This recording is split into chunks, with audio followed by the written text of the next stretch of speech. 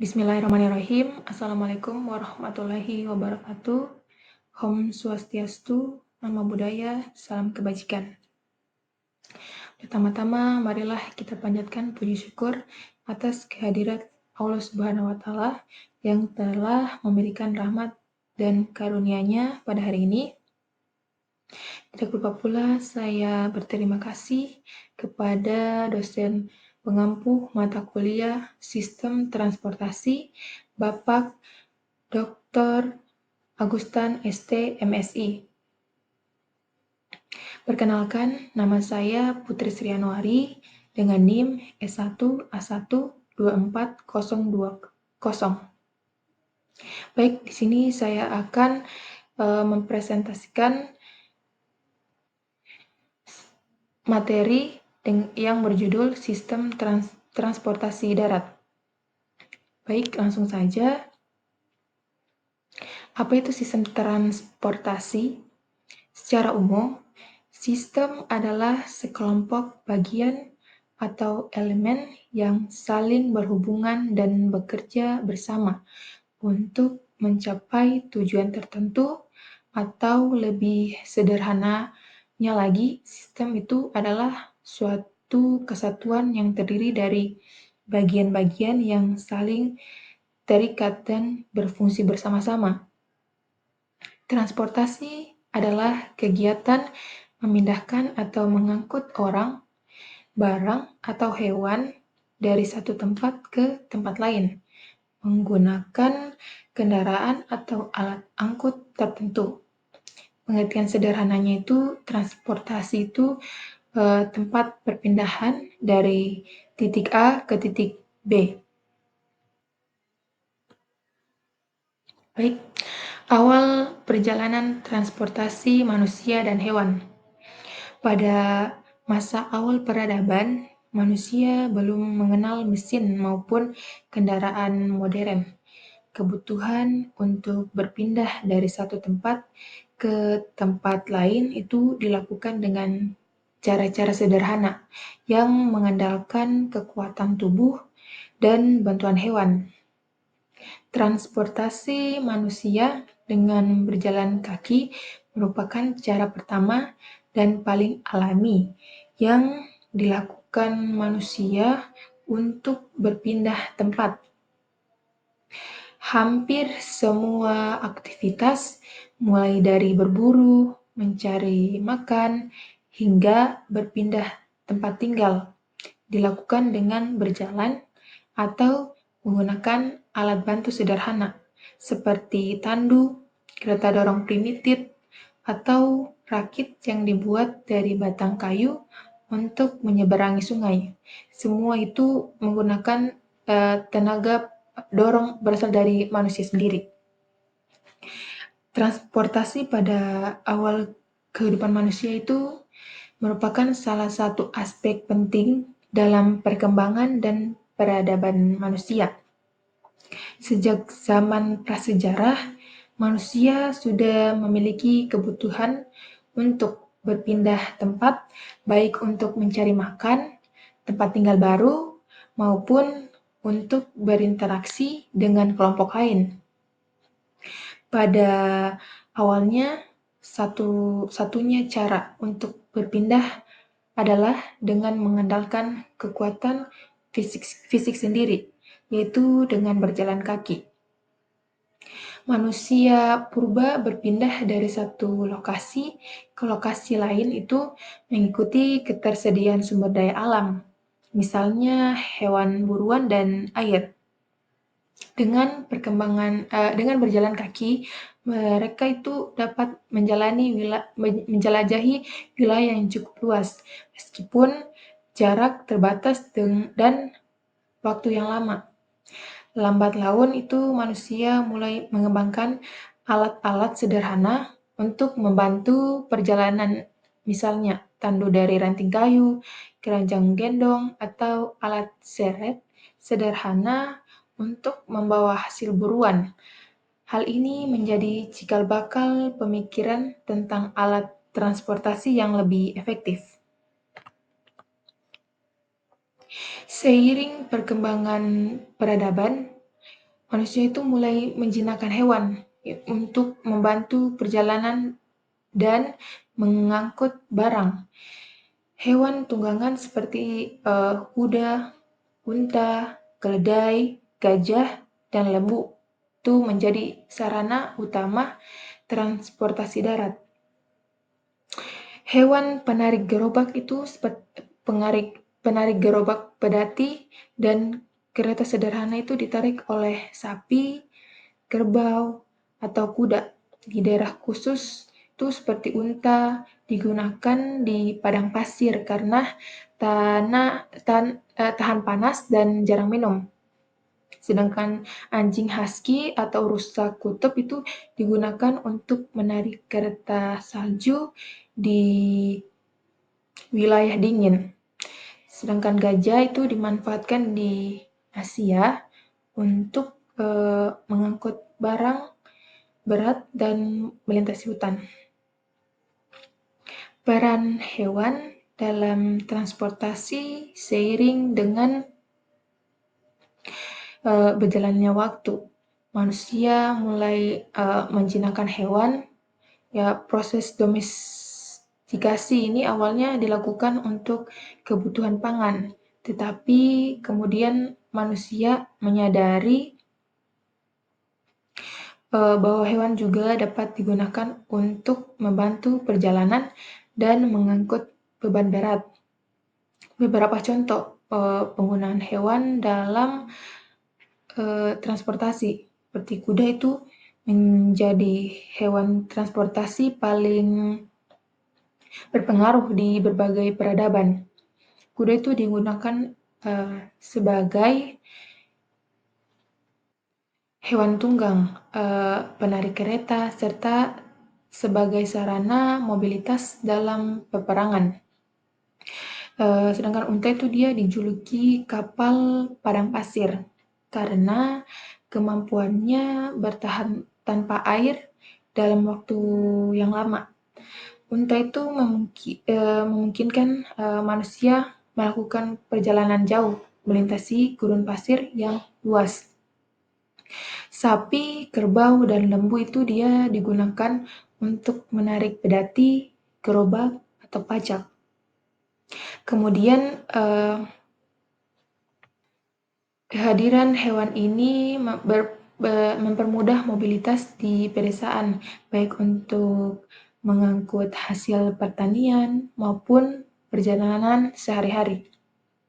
Sedangkan gajah itu di wilayah Asia Tenggara dan India, gajah digunakan sebagai alat transportasi untuk mengangkut barang berat serta dalam ekspedisi militer. Sedangkan anjing husky dan rusa kutub itu dia digunakan di daerah dingin seperti Siberia dan Alaska, yaitu untuk menarik kereta salju sehingga memungkinkan perjalanan di medan es dan salju tebal. Hewan-hewan tersebut bukan hanya mempercepat mobilitas manusia, tapi juga memperluas jangkauan wilayah yang dapat dijelajahi. Dengan bantuan hewan, manusia mampu melintasi hutan lebat, gurun yang luas, sehingga pegunungan bersalju. Dampak transportasi manusia dan hewan. Perkembangan transportasi manusia dan hewan membawa dampak besar bagi kehidupan, perdagangan, dan pertukaran budaya. Jalur perdagangan awalnya terbentuk karena manusia mampu membawa barang dalam jumlah lebih banyak menggunakan hewan. Hal ini mendorong pertukaran barang, teknologi, bahasa, dan budaya antar wilayah. Ekspansi wilayah dan imigrasi manusia dapat berpindah ke wilayah baru, membuka permukiman, dan memperluas pengaruh peradaban. Contohnya, bangsa nomaden di Asia Tengah banyak mengandalkan kuda untuk bermigrasi jarak jauh. Perkembangan militer dan politik dalam peperangan, hewan tunggang seperti kuda dan gajah menjadi faktor penentu menentukan kemenangan. Kuda memungkinkan terbentuknya pasukan berkuda yang gesit, sedangkan gajah menjadi simbol kekuatan dalam peperangan besar di India. Dasar bagi transportasi modern konsep penggunaan tenaga luar selain manusia menjadi titik awal lahirnya transportasi mekanis dari hewan penarik kereta. Manusia kemudian mengembangkan kendaraan beroda yang digerakkan oleh mesin. Revolusi besar, penemuan roda 3500 sebelum Masehi.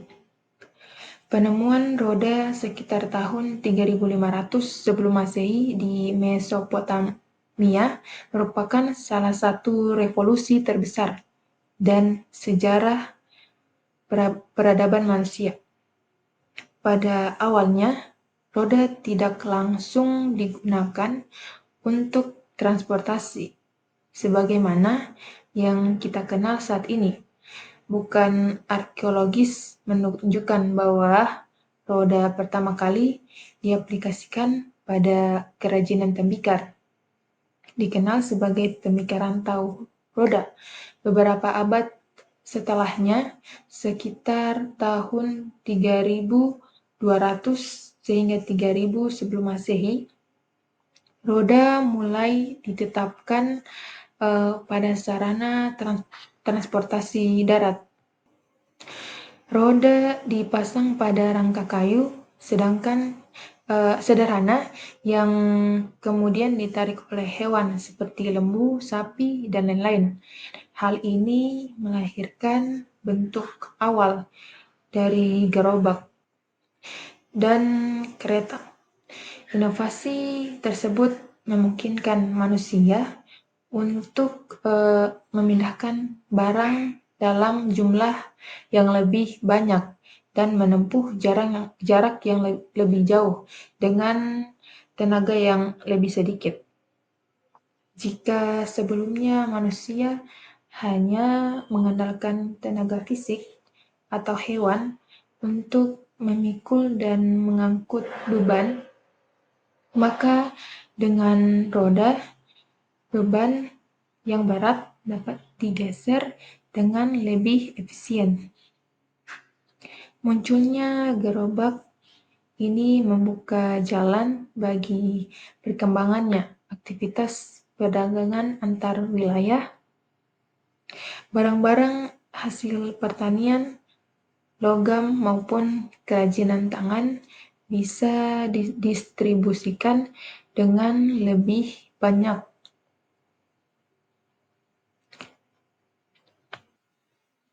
Selain berdampak pada perdagangan, roda juga membawa perubahan besar dalam bidang militer.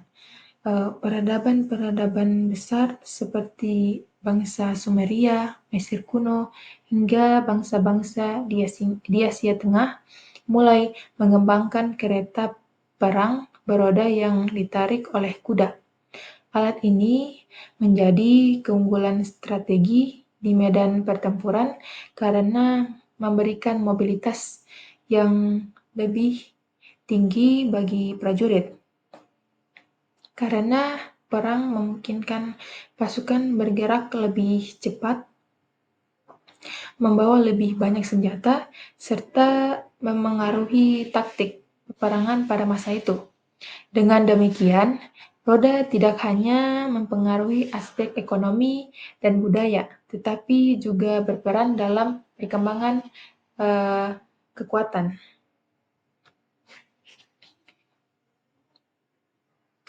Jalan raya pertama dan kereta perang. Sejak awal peradaban, manusia memiliki kebutuhan dasar untuk berpindah dari satu tempat ke tempat lain, baik untuk mencari makan, berburu, berdagang, maupun memperluas wilayah kekuasaan. Pada mulanya, jalur transportasi hanya lintasan tanah yang berbentuk karena jejak langkah manusia, kawanan hewan, dan kemudian roda sederhana. Namun, seiring dengan pertambahan dan kompleksitas kehidupan manusia, kebutuhan akan jalur transportasi yang lebih eh, teratur dan permanen semakin mendesak. Dari sejarah panjang, jalan raya dimulai, yang kemudian menjadi salah satu faktor penentu tumbuhnya peradaban besar di dunia.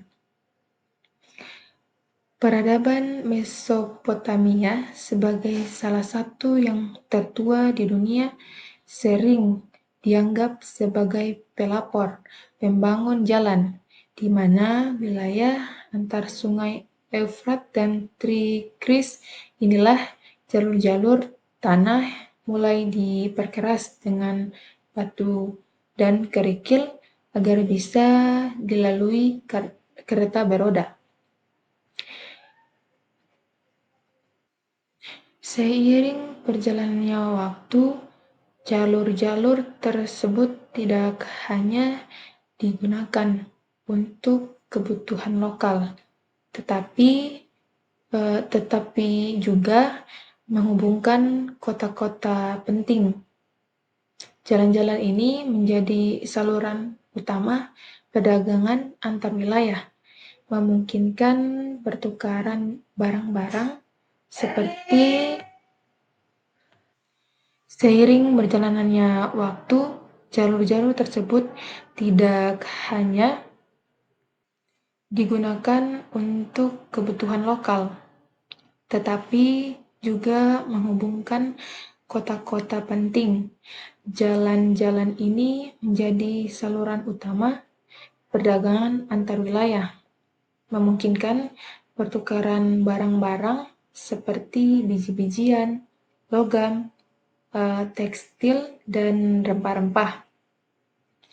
Jalur perdagangan yang terbentuk juga menjadi jalur penyeberangan kebudayaan, ide-ide agama, dan lain-lain. Sistem jalan raya bangsa Persia dengan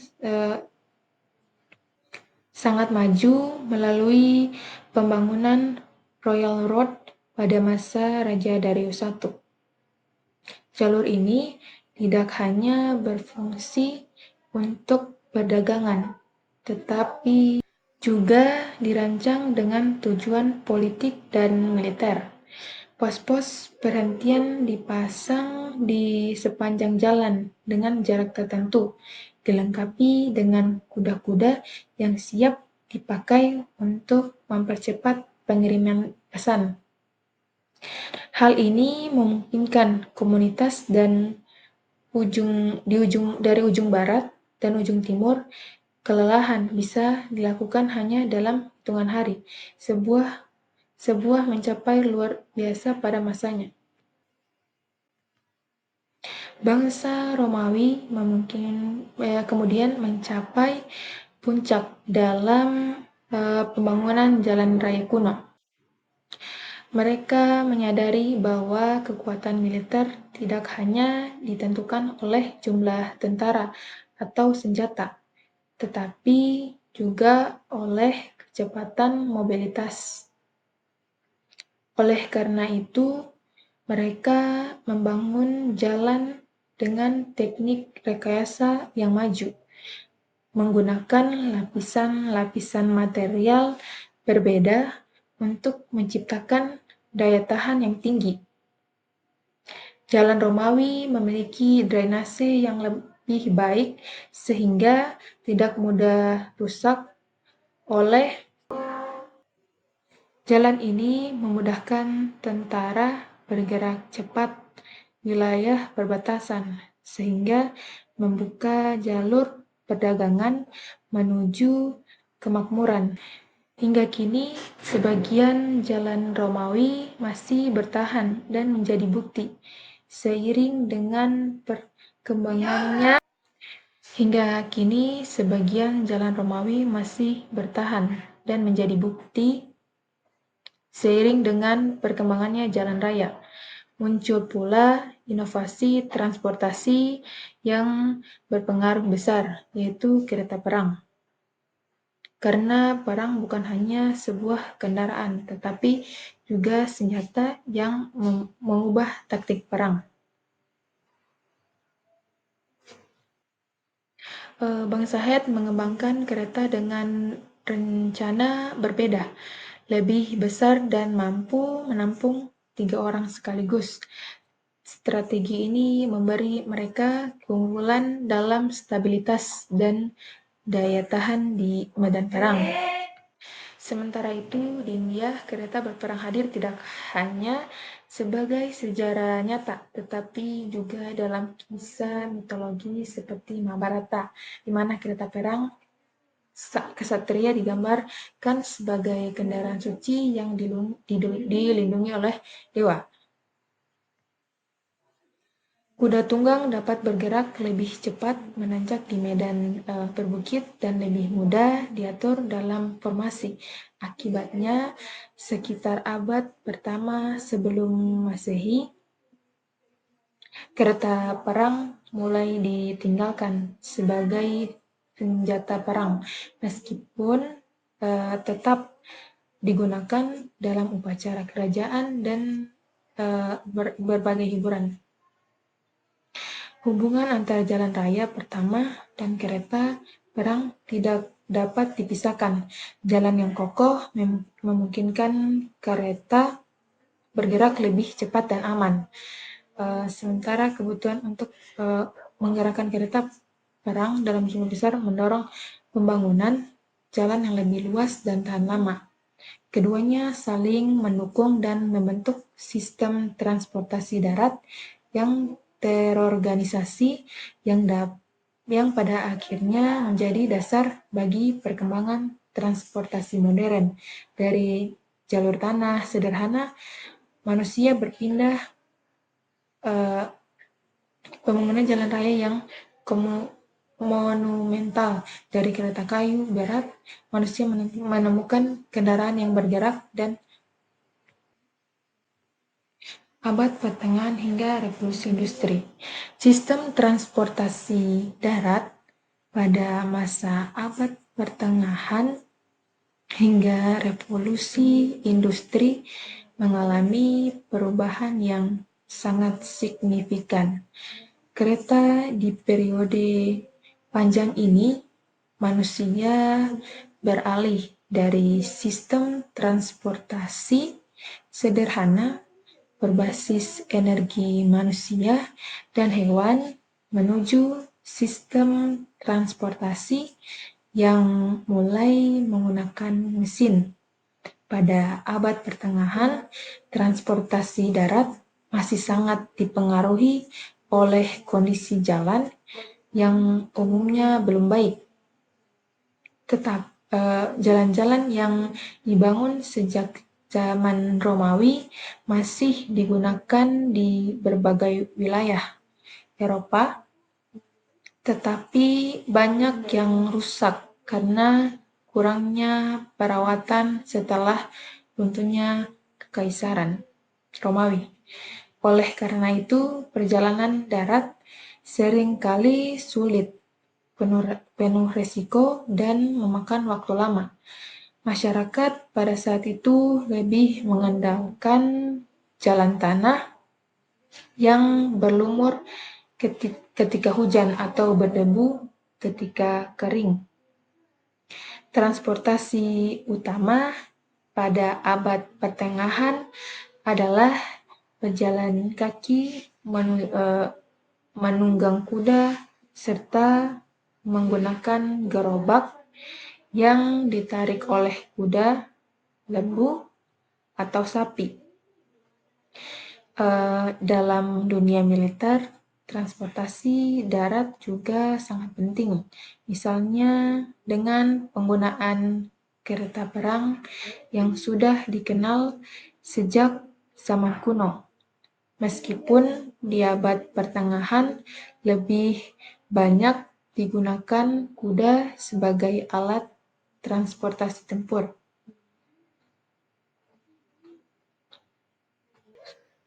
Jalur perdagangan darat menghubungkan kota-kota di Eropa dan juga terhubung dengan jalur sutra yang menghubungkan Asia hingga Timur Tengah, sehingga barang-barang berharga seperti surat, rempah, dan lain-lain.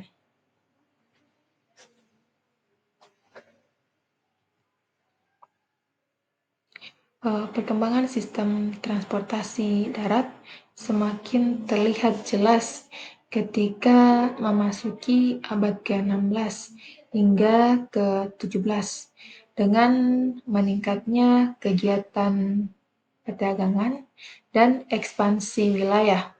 Banyak kerajaan mulai memperbaiki jalan, membangun jembatan, serta mengatur jalur transportasi untuk memperlancar perpindahan barang dan pasukan. Pada masa ini, kereta kuda berkembang lebih baik dengan desain roda yang diperkuat dan badan kereta yang lebih nyaman bagi kaum bangsawan dan pedagang kaya. Jalan raya mulai diperkeras dengan batu agar lebih tahan lama.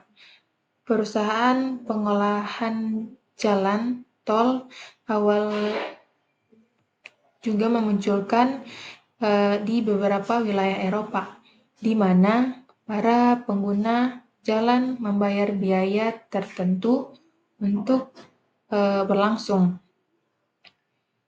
Sistem transportasi darat mengalami revolusi yang sesungguhnya karena perubahan besar dalam ilmu pengetahuan, teknologi, dan kebutuhan ekonomi yang semakin kompleks. Sebelum revolusi industri, transportasi darat masih sangat terbatas pada jalan tanah, kereta berkuda, serta jalur lama yang sering kali sulit dilalui ketika musim hujan atau musim dingin. Kecepatan perjalanan lambat dengan daya angkut kecil dan biaya logistik sangat tinggi, sehingga membatasi perdagangan serta distribusi hasil produksi.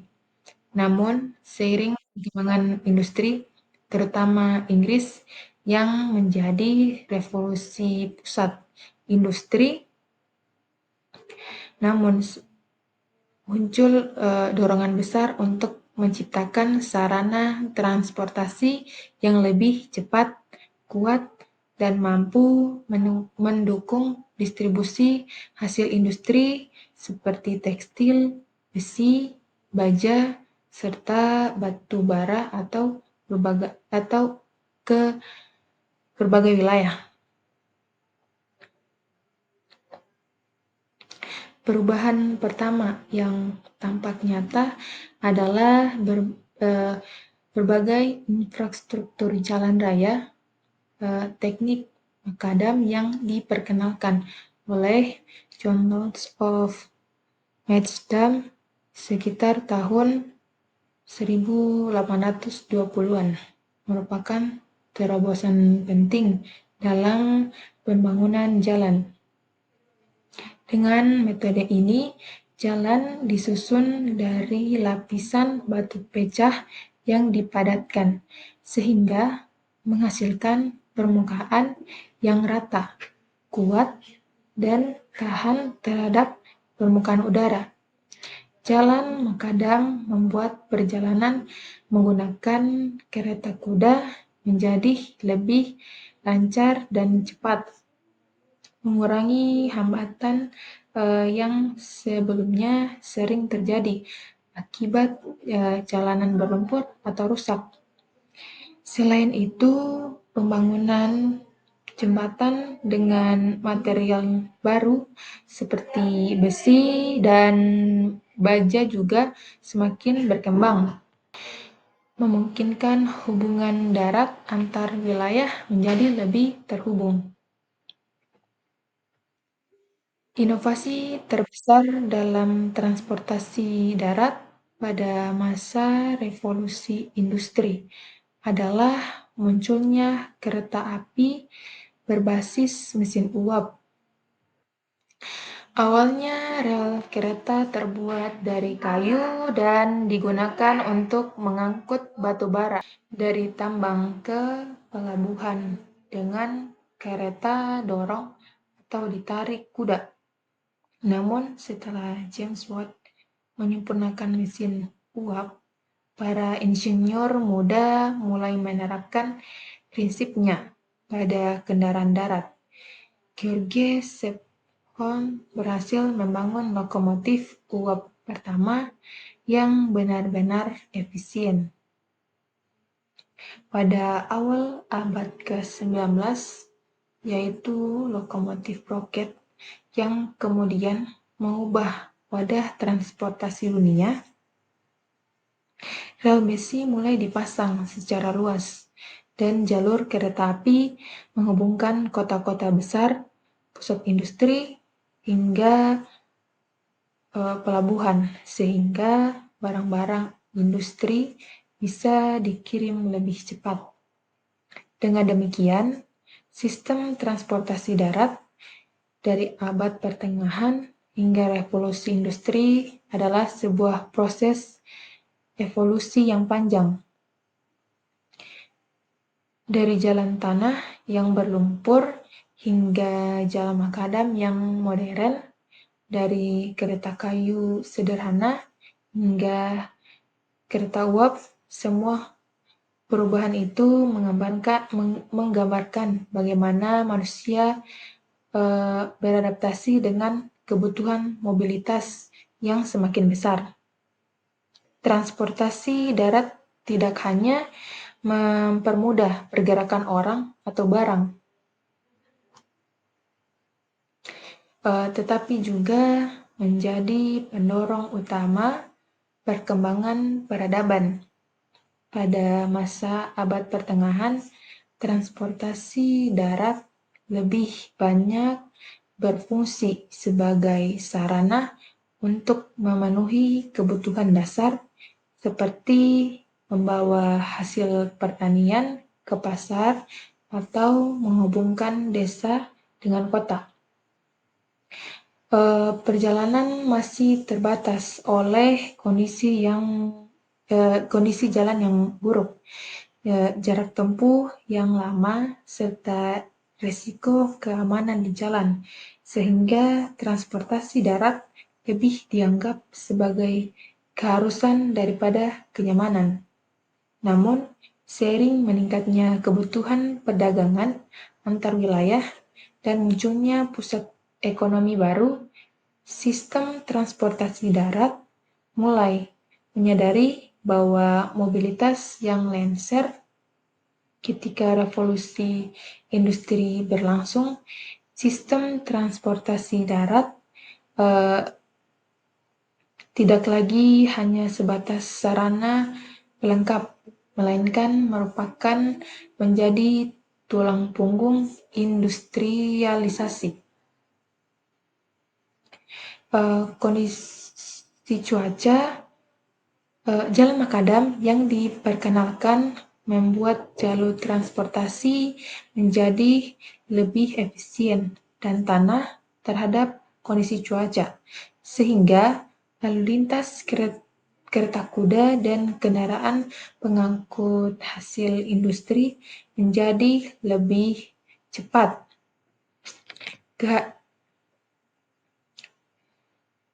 Kehadiran rel kereta api yang menghubungkan daerah penambang, pusat produksi, hingga pelabuhan mengubah skala distribusi barang secara drastis. Jika sebelumnya pengirim barang dalam jumlah besar memerlukan waktu berhari-hari atau berminggu-minggu, maka dengan kereta api proses itu bisa dilakukan dalam hitungan jam. Revolusi transportasi ini mempercepat aliran batu bara, besi, kapas, dan barang-barang manufaktur lain yang menjadi darah kehidupan revolusi industri. Kereta api dan mesin uap menghubungkan dunia. Sistem transportasi kereta api merupakan salah satu tonggak penting dalam sejarah perkembangan peradaban manusia. Kehadiran kereta api yang digerakkan dengan mesin uap pada abad ke-18 hingga awal abad ke-19 membawa perubahan besar terhadap cara manusia melakukan perjalanan maupun mengangkut barang dalam skala besar. Sebelum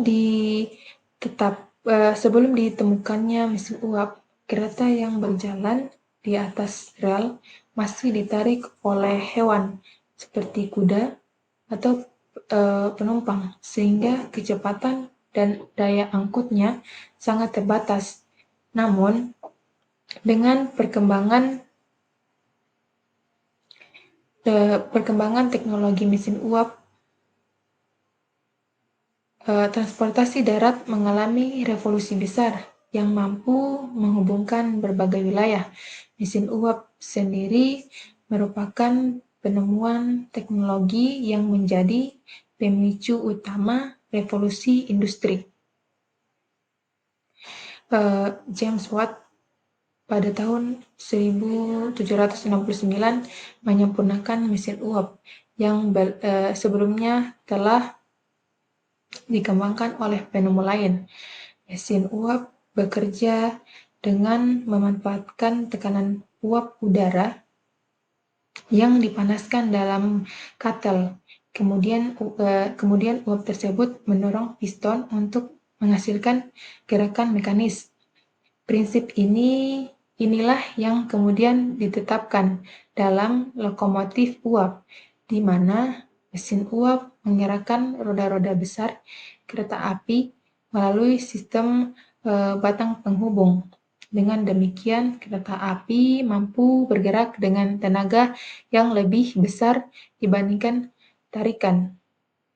Setelah Inggris menjadi pionir dalam pengembangan kereta uap, banyak negara lain mengikuti jejaknya. Amerika Serikat misalnya mulai membangun jaringan rel pada awal abad ke-19 untuk menghubungkan pantai timur dan barat. Pembangunan jalur kereta melintasi benua yang selesai pada tahun 1869 yang memungkinkan mobilitas penduduk, pasokan barang, dan hasil pertanian ke seluruh negeri dengan waktu yang jauh lebih singkat, di mana Eropa, Jerman, dan Prancis mengembangkan jaringan rel untuk memperkuat ekonomi serta mobilitas militer.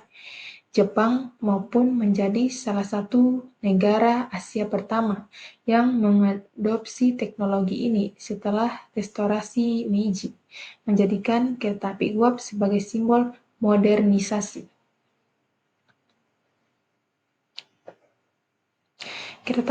Di wilayah kolonial seperti Indonesia, kereta api uap diperkenalkan oleh pemerintahan Hindia Belanda pada abad ke-19.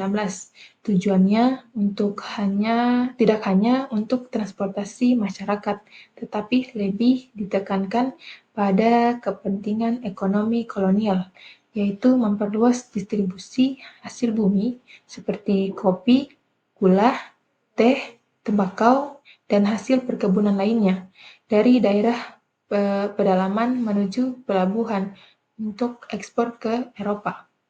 Jalur kereta api pertama di Indonesia dibangun pada tahun 1864 dan diresmikan pada tahun 1867, menghubungkan Semarang dan Tanggung di Jawa Tengah. Lokomotif uap yang digunakan saat ini diimpor langsung dari pabrik-pabrik Eropa, terutama dari Belanda, Jerman, dan Inggris. Penggunaan lokomotif impor ini menunjukkan bahwa Hindia Belanda sangat tergantung pada teknologi luar dalam membangun sistem transportasi modern. Pada awal pengoperasiannya, jalur Semarang-Tanggung lebih banyak digunakan untuk mengangkut hasil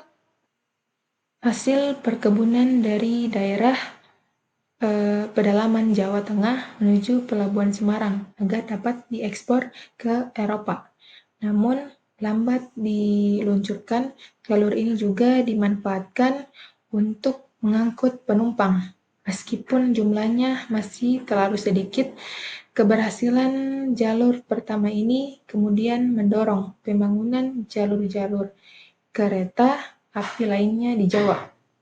Pemerintahan kolonial bersama perusahaan kereta api swasta seperti NIS mulai memperluas jaringan rel menuju kota-kota besar lainnya seperti Surabaya, Yogyakarta, dan Batavia. Seiring perkembangannya jaringan tersebut, kereta api uap menjadi tulang punggung transportasi hasil bumi, batu bara, serta komoditas lain yang sangat dibutuhkan untuk mendukung perekonomian kolonial. Jalur-jalur baru ini tidak hanya menghubungkan pusat-pusat perkebunan dengan pelabuhan, tetapi juga memperkuat posisi Hindia Belanda sebagai pemasok utama hasil bumi bagi pasar Eropa. Dengan adanya jaringan rel yang semakin luas, distribusi kopi, gula, tembakau, teh, dan hasil perkebunan lainnya dapat dilakukan lebih cepat, efisien, dan dalam skala besar. Hal ini membuat kereta api uap menjadi tulang punggung sistem logistik kolonial yang sangat menguntungkan. Selain itu, pembangunan rel kereta api di Jawa juga membawa dampak besar terhadap ruang kota dan perkembangan wilayah. Stasiun-stasiun kereta menjadi pusat aktivitas ekonomi baru, yang kemudian mendorong pertumbuhan pemukiman, pasar, dan kawasan industri di sekitarnya. Kota-kota besar seperti Semarang, Surabaya, dan Batavia berkembang pesat karena terhubung dengan jalur kereta api yang memungkinkan arus barang dan manusia lebih lancar. Bahkan kota-kota pedalaman seperti Yogyakarta dan Surakarta pun memberikan dampak positif berupa meningkatnya perdagangan dan interaksi dalam daerah. Namun di balik kemajuan tersebut, sistem perkeretapian dalam masa kolonial tetap sangat bias kepentingan. Infrastruktur kereta api lebih diprioritaskan untuk mengangkut hasil bumi dan komoditas ekspor, bukan untuk kepentingan masyarakat pribumi. Perbedaan perilaku ini mencerminkan stratifikasi sosial yang berlaku di Hindia Belanda pada masa itu. Transportasi kereta api memang bukan akses baru bagi mobilitas masyarakat pribumi, namun tetapi dalam kerangka diskriminatif. Kendati demikian, keberadaan kereta api uap tetap membawa dampak sosial yang cukup signifikan. Banyak masyarakat dari pedalaman yang mulai mengenal perjalanan jarak jauh dengan moda transportasi modern. Mobilitas yang meningkat ini mendorong terbentuknya interaksi sosial, pedagang antar wilayah, dan pertumbuhan kota-kota kecil di sekitar stasiun. Era mobil dan sepeda motor. Setelah kereta api uap menjadi simbol revolusi transportasi pada abad ke-19, perkembangan teknologi selanjutnya melahirkan era baru dengan munculnya mobil dan sepeda motor. Revolusi ini dimulai pada abad ke-19 hingga awal abad ke-20, ketika mesin pembakar dalam berhasil dikembangkan secara praktis dan efisien, berbeda dengan kereta api yang terbatas pada jalur rel. Mobil dan sepeda motor menawarkan kecepatan yang lebih tinggi karena dapat bergerak bebas di jalan raya. Awal mula mobil modern ditandai dengan karya Karl Barth dari Jerman yang pada tahun 1886 menciptakan kendaraan bermotor dengan mesin bensin yang dianggap sebagai mobil pertama di dunia.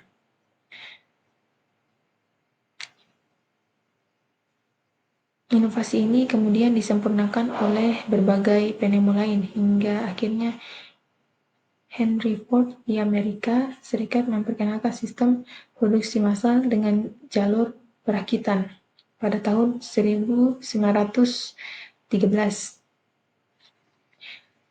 Ford Model menjadi mobil yang populer, yang terjangkau, sehingga mobil tidak lagi dianggap sebagai barang mewah bagi kaum elit, melainkan dapat diminati oleh kalangan menengah. Kehadiran mobil mengubah cara manusia berpergian lebih cepat, pribadi yang menjangkau wilayah yang sebelumnya sulit diakses oleh moda transportasi tradisional. Jika sebelumnya masyarakat sangat bergantung pada kereta api dengan jalur rel yang terbatas dan kaku, maka mobil membuka peluang perjalanan yang lebih fleksibel. Seseorang dapat mengatur rute, waktu, dan tujuan perjalanan sesuai kebutuhan tanpa harus terikat pada jadwal maupun rel tertentu. Hal ini menjadikan mobil bukan sekedar alat transportasi, namun juga simbol kebebasan dan mobilitas sosial.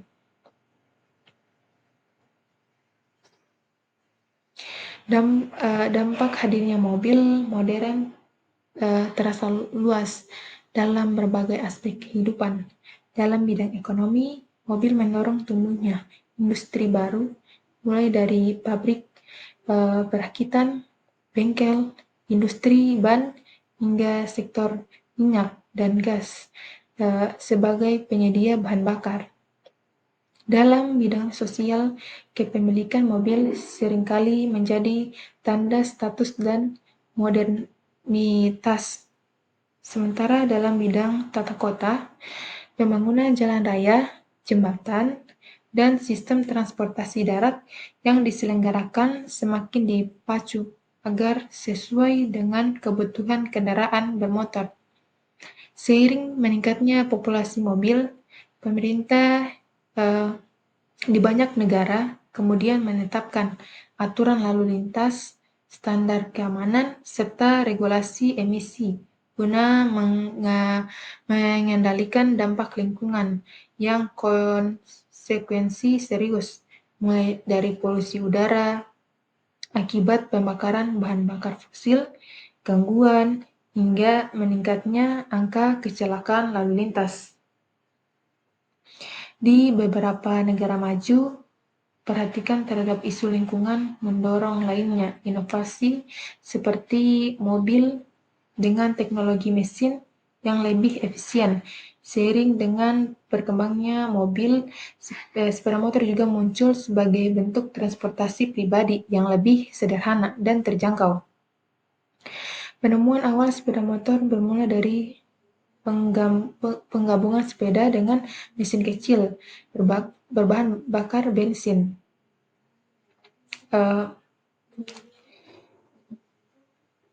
Pada tahun 1885, menciptakan kendaraan roda dua bermesin pertama yang kemudian menjadi cikal bakal sepeda motor modern. Pada abad ke-20, perubahan seperti Harley Davidson di Amerika, BMW di Jerman, serta Honda dan Yamaha mengembangkan sepeda motor Jepang secara massal.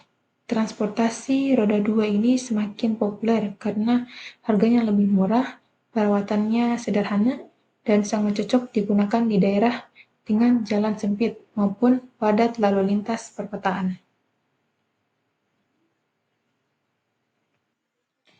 Keunggulan mobilitas inilah yang menjadikan sepeda motor menjadi pilihan utama bagi banyak orang, khususnya di negara-negara berkembang dengan tingkat kepadatan penduduk tinggi. Sepeda motor memberikan solusi transportasi yang lebih cepat, hemat biaya, dan fleksibel dibandingkan mobil, sekaligus lebih praktis untuk berjalan jarak pendek maupun menengah. Dampak sosial dan ekonomi dari perkembangannya sepeda motor sangat signifikan.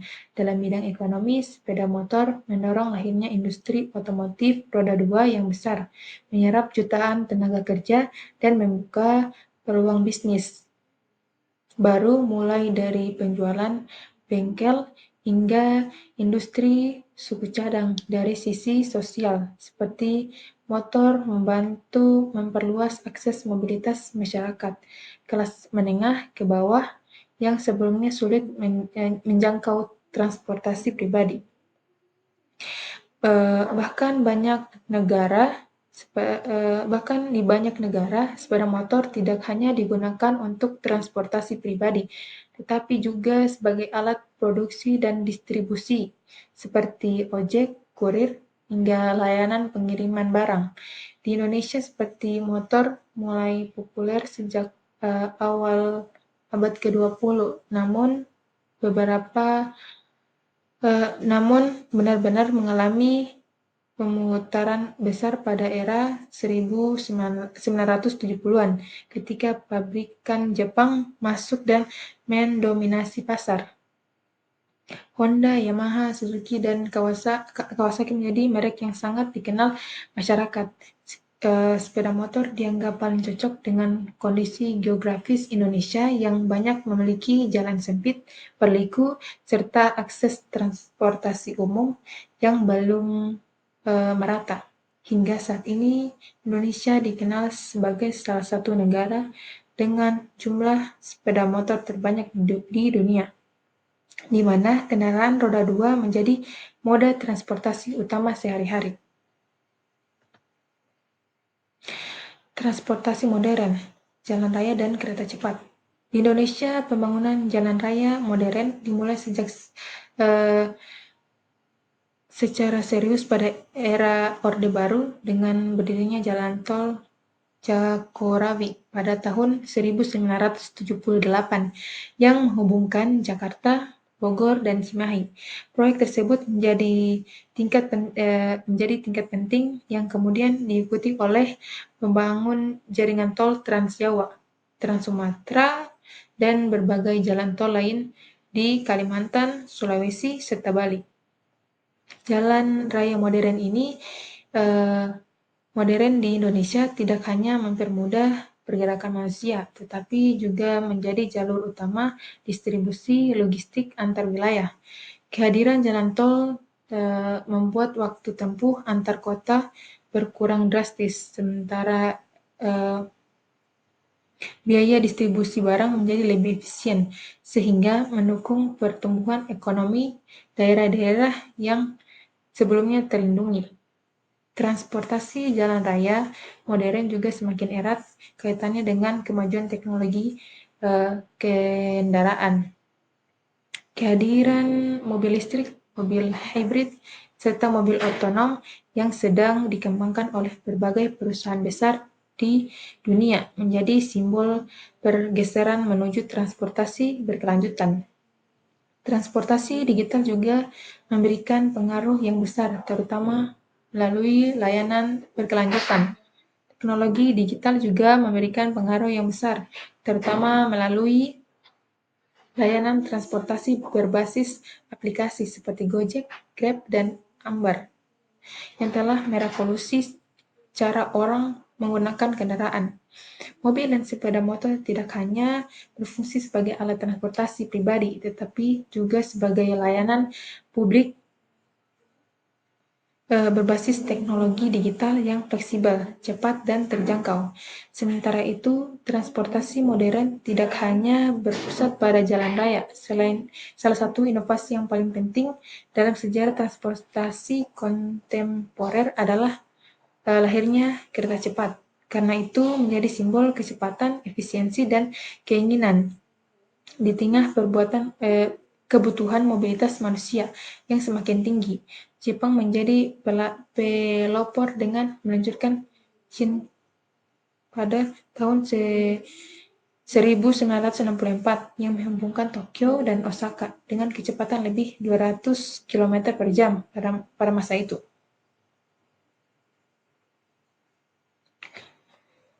Inovasi tersebut segera mengubah wadah transportasi dunia karena cepat terbukti mampu menyaingi pesawat terbang dalam perjalanan jarak menengah, namun dengan kapasitas angkut penumpang yang jauh lebih besar yang mengukur waktu yang luar biasa.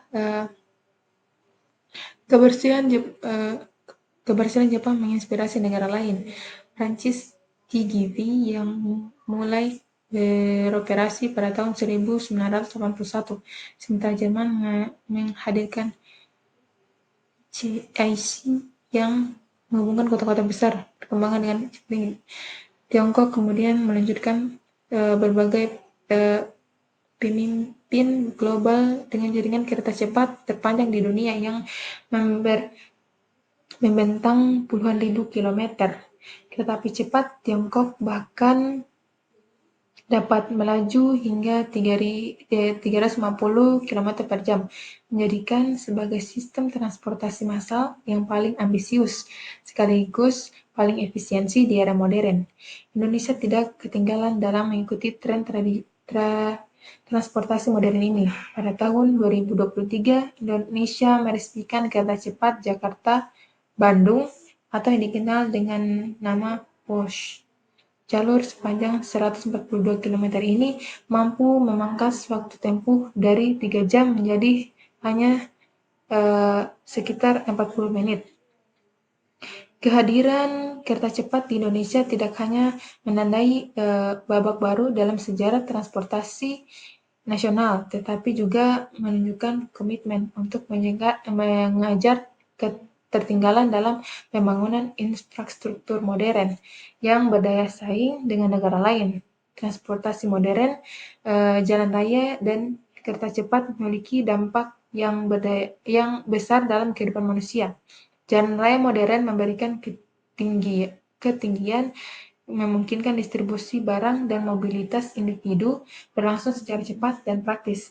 Sementara itu, kereta cepat menghasilkan solusi massal yang ramah lingkungan, aman, dan efisiensi untuk berjalan jarak menengah hingga jauh. Keduanya saling melengkapi dan menjadi pilar utama transportasi pada abad ke-21. Transportasi modern, jalan raya, dan kereta cepat. Namun, perkembangan ini juga membawa tantangan baru seperti kemacetan, polusi, kemacetan di jalan raya, serta kebutuhan energi besar yang menuntut adanya inovasi, berkelanjutan, dan kebijakan transportasi yang lebih visioner. Di mana satu sisi pembangunan jalan raya yang semakin luas dan modern mampu memperlancar arus kendaraan, namun tanpa manajemen lalu lintas yang baik, risiko kemacetan tetap akan menghantui, terutama di kota-kota besar dengan tingkat urbanisasi yang tinggi.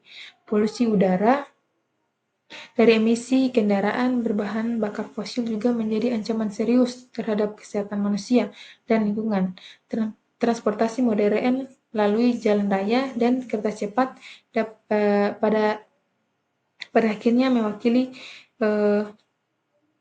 wajah peradaban manusia yang terus beradaptasi dengan kebutuhan mobilitas yang kian kompleks agar dapat terus berkembang. Keduanya memerlukan sinergi antara teknologi, kebijakan publik, dan kesadaran masyarakat dalam mendorong keinginan. Jika mampu diatur dengan baik, sistem transportasi modern tidak hanya menjadi sarana perpindahan, tetapi juga fondasi bagi terciptanya pembangunan ekonomi yang inklusif, lingkungan yang lebih sehat, serta masa depan mobilitas manusia yang lebih cerdas dan berkelanjutan.